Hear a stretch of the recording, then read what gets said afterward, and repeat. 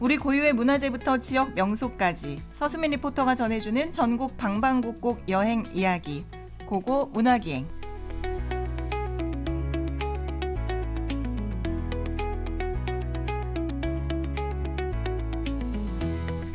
고고 문화기행 서수민 리포터와 함께합니다. 어서 오세요. 안녕하세요. 리포터 서수민입니다. 네, 오늘은 어떤 소식 준비했나요? 네, 오늘은 최근 국가지정 문화유산으로 승격된 곳을 소개해드리려고 합니다.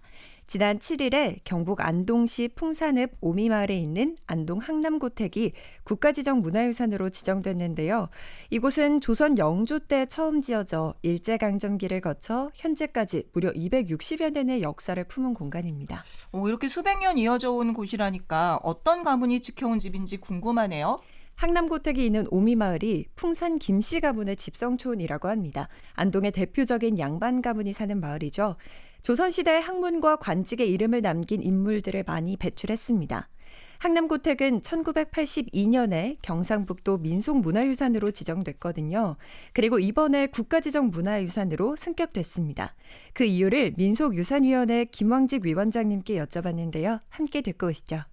국가 민속문화유산은 그 유산 자체의 그 미적 가치보다는 유산이 과연 대중의 삶을 증거하고 있는지가 중요한 관점이거든요. 이러한 관점에서 항남고택은 일상과 간호상제가 이루어졌던 공간이 살림집에 이렇게 고스란히 남아 있습니다. 그리고 이를 증거하는 일기 등을 포함한 이 기록유산이 이 유물이 아주 풍부하게 남아 있는 것이 중요하게 인정이 받아서 지정되었습니다.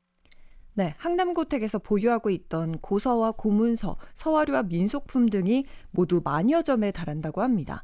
현재 그 자료들은 한국국학진흥원에 기탁돼 관리되고 있는데요.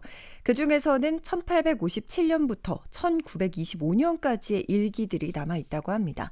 또 조선시대 문과에 급제한 김두흠이라는 사람이 받았던 어사화, 복두 등이 있는데요.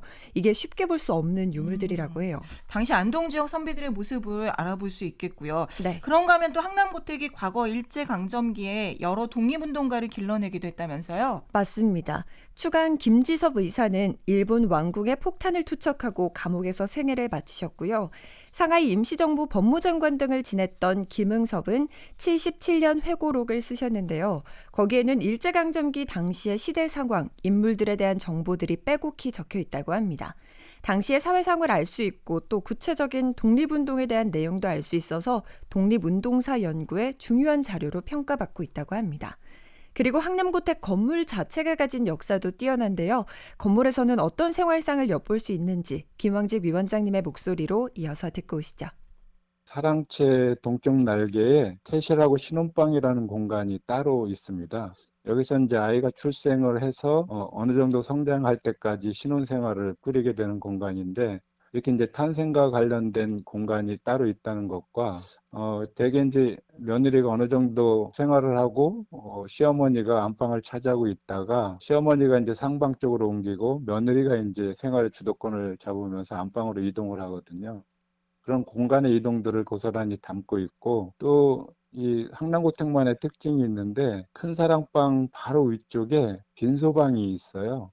다른 살림집에서는 빈소방이라는 것은 없는데 이 집만이 갖고 있는 특징이거든요. 빈소방을 입관하는 절차 중에 대렴이라는 것이 있는데 대련 전까지 모시는 일이에요. 그래서 영정과 혼백 등을 모시고 제탁을 차려놓고 이 영의를 설치한 다음에 문상객들을 받는 그런 공간입니다.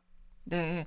아니 그런데 건물 배치도 안동 지역에서 흔히 볼 수 있는 것과는 좀 다르다면서요? 네, 일반적인 모습은 미음자형 뜰집이라고 합니다. 안뜰을 중심에 두고 안채와 사랑채가 안뜰을 둘러싸는 그런 형태인데요. 항남고택은 튼 미음자형이라고 해서 기역과 니은이 합쳐져 만든 미음 형태로 모서리가 터 있다고 해서 튼 미음자형이라고 합니다. 그래서 안채와 사랑채가 연결돼 있지 않은데요. 이유가 있습니다. 1759년 조선 영조 때 김상목이 안채를 먼저 짓고요. 60여 년이 지나 1826년에 손자 항남 김중우가 사랑채와 행랑을 증축했기 때문으로 보입니다. 네. 그러니까 일반적인 미음 형태이기도 하면서 다른 집들과 차별화되는 점이 있는 거군요. 맞습니다. 그래서 건축사적 차별성과 지역적 특수성을 동시에 가지고 있다고 보고 있습니다. 또 다른 특징이 사랑채와 작은 사랑채의 다락과 같은 공간이 많이 있습니다. 독립운동가들의 은신처로 활용을 했다고 하고요. 안채의 대청에는 성주단지가 남아 있다고 해요. 성주단지는 집안의 평안을 기원하며 성주신을 모시는 그런 단지잖아요. 예전엔 집집마다 있었지만 요즘은 잘 없는데 항남고택에 가시면 이런 유산도 보실 수 있습니다. 네, 유물도 만여 점이 나오고 고택이 가진 의미도 크다 보니까 문화유산 보존과 관리가 더욱 중요할 것 같아요. 맞아요. 그래서 김왕직 위원장님께 앞으로의 보존 관리 계획에 대해 여쭤봤는데요. 함께 듣고 오시죠. 고택 중에서 한 50% 정도가 빈집이거든요. 그게 민속유산의 가장 큰 문제점인데, 그래서 유산청에서도 어떻게 하면 사람들을 살게 할 수 있을까 계속 고민 중에 있습니다만은 묘안이 잘 없어요. 다행스럽게도 항남고택은 그 문중에서 후손들이 계속 기거하시겠다고 약속을 했고요. 그다음에 그것을 조금 일반 대중들한테 개방하면서 활용할 계획도 갖고 계시기 때문에 국가유산청에서 특별히 이 보존관리 계획을 안 하더라도 충분히 잘 활용하실 것으로 그렇게 믿고 있습니다. 네, 항남고택은 사람의 온기가 몇백 년간 이어져 오고 있다는 게 정말 인상 깊은 것 같은데요. 그리고 앞으로도 풍산김씨 문중들이 그곳에서 생활하면서 역사는 더욱 켜켜이 쌓여가겠습니다. 개방과 활용 계획도 있는 만큼 앞으로 많은 분이 항남고택을 찾아서 그곳에 담긴 시간의 흔적과 삶의 이야기를 느껴보시면 좋을 것 같습니다. 네, 오늘 말씀 잘 들었습니다. 고맙습니다. 네, 감사합니다. 지금까지 서수민 리포터였고요. 양요섭과 정은지가 함께합니다.